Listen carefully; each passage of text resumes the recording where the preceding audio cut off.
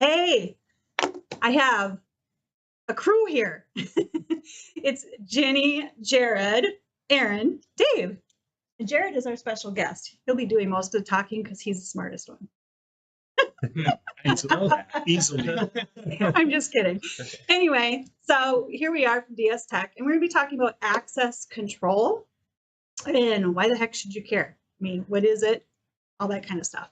But before we get into it, make sure you subscribe to our newsletter so that you get all the little articles that we share about, taking care of your business, being productive, lots of stuff. I share lots of stuff. Sometimes it's even motivational stuff. So subscribe. And then at the end, I'll share how to get in touch with our security team if you wanted to learn more about what we do. So, access control.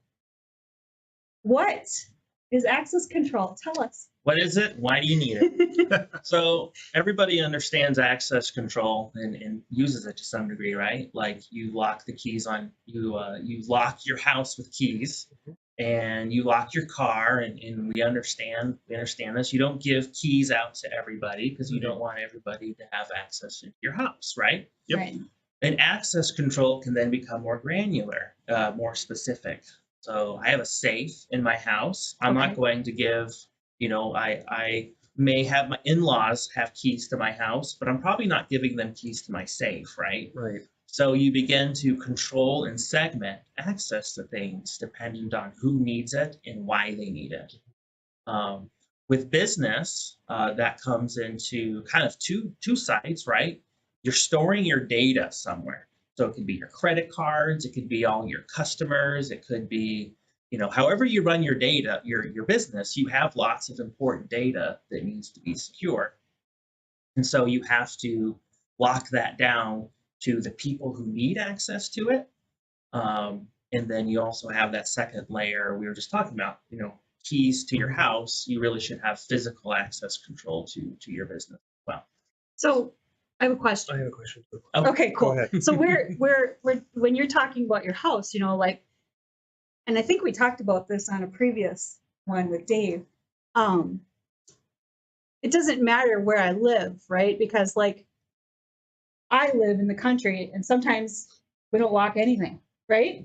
Right. So no matter where your business is, though, if you're connected anywhere, Yep.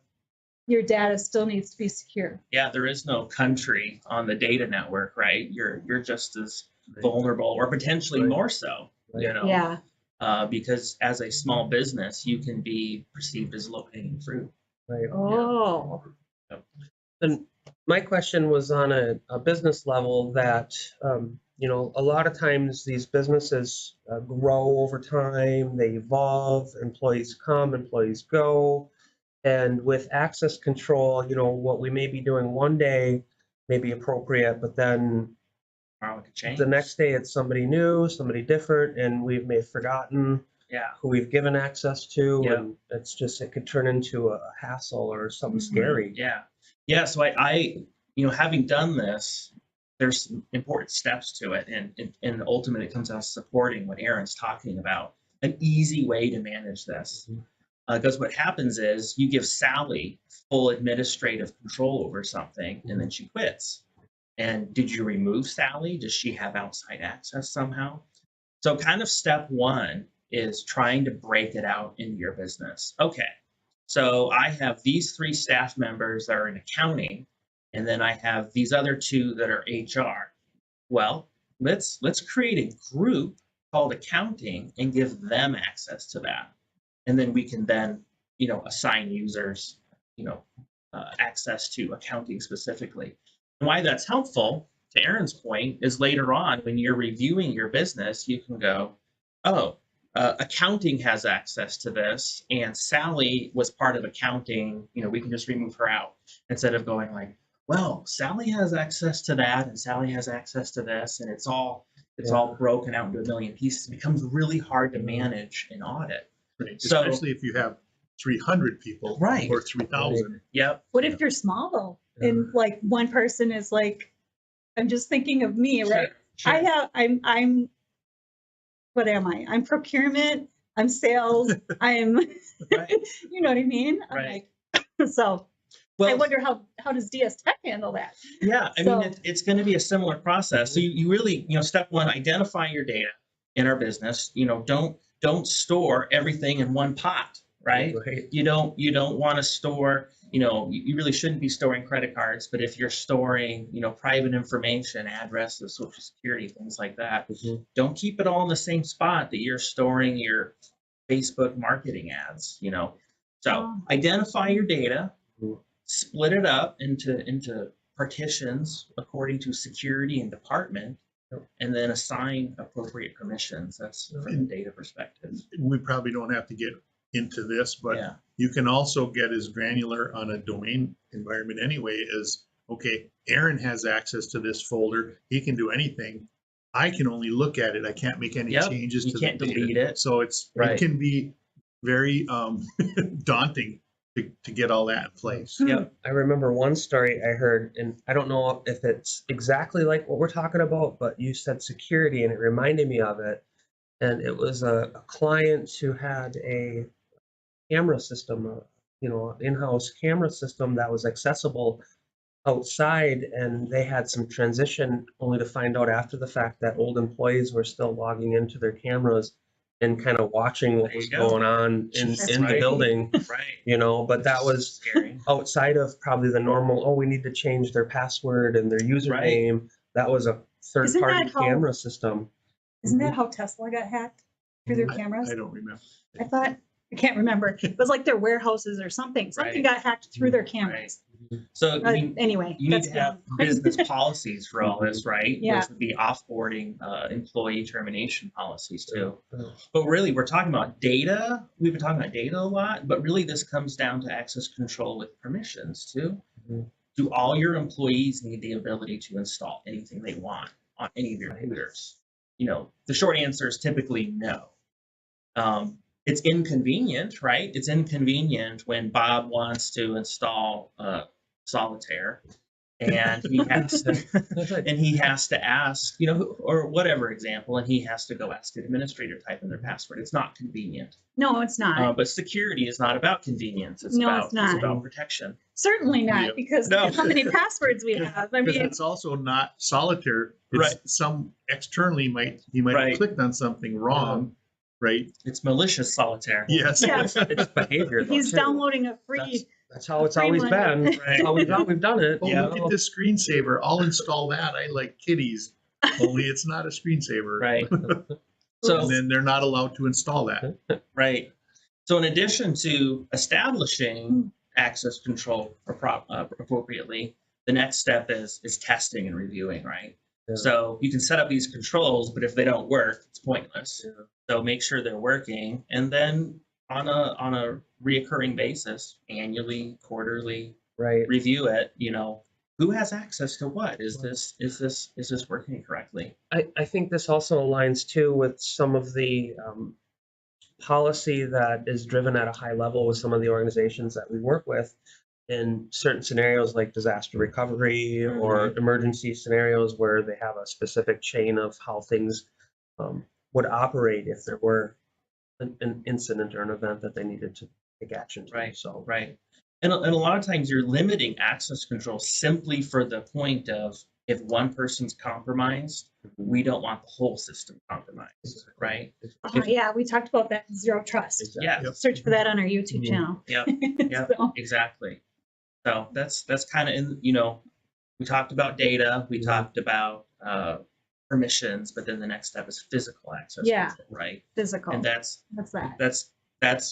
Physical. Keys to your building, the you physically going through the door. So most places it is as simple as a few people have a key, but really you can have badge readers, so you Yeah. know what time John Smith decided to come in and Yeah. go out over the weekend.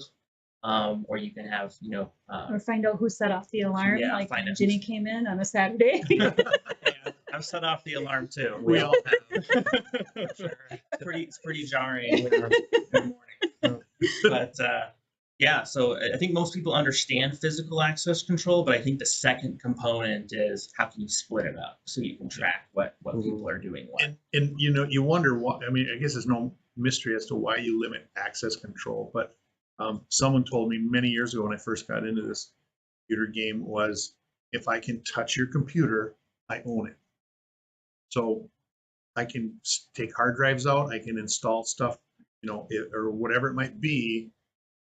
If I can touch your computer, I own it. So, you can put a keylogger on it, on the USB port on your computer. Yep. Just any number of bad things aside from just, smashing your servers and whatever. So that's why, physical security is important too. Someone stumbling in there and. Yeah, we talked earlier about in a home, like you have a safe, and that's more important, so you limit access to it. Right. In your building, you probably don't want to stuff your server under, the counter, the front counter, right? Right. So stick it someplace more secure, not in your HVAC closet because it gets hot there. Stick it someplace where it's a locked door. It's harder to get to, So just like you want that important data secure, you want that important physical security, and create tiers of what's important to least important. Keys keep are the honest people out. Yeah, and keys are hard because an employee leaves and has your key, and now you got to change all your locks. Yeah. So that's why running into electronic systems can prove helpful. Which is the badges, The badges. right? Yep. If I quit tomorrow or whatever, and I take my badge with me, they can just deactivate it. Yep. And then give the new employee Right. a new badge, right? Exactly. Yep. And we also Easy. have in this building external door locks. Yep. That I believe they can lock out certain people after a certain time. Yep. Get very specific. Yeah. Yep. That's cool. Interesting stuff. Yeah. So there we go. Is that Lock your doors and Trust no one. and then that's our Zero trust. that's our outro. Our new Trust model, no one.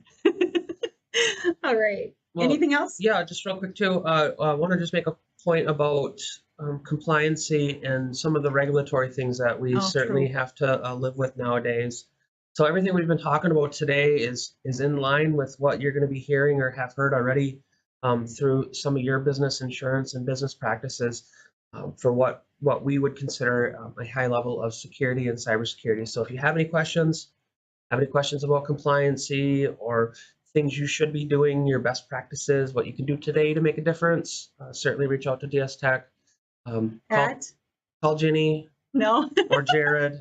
Well, you can. You can call any of us or email any of us, but the general email is security@dstech.net. Yeah. Free assessments will help you get your ship straightened out and in the right direction. Your ship? Or whatever, spaceship. With a P. Yes. It's just making sure we were family friendly. Okay. So make it a great day, and thank you for watching. Drop your questions, email us, whatever, subscribe, and we'll see you. Yeah. Next week we're talking an interesting topic, crypto. It'll be interesting because I know nothing, so I'm sure I'll have lots of questions. Tim will be here. Yeah, it'll be Tim. So say goodbye to Jared until maybe next month sometime. Sounds right? Jared can come back and tell us more interesting stories. All right, make it a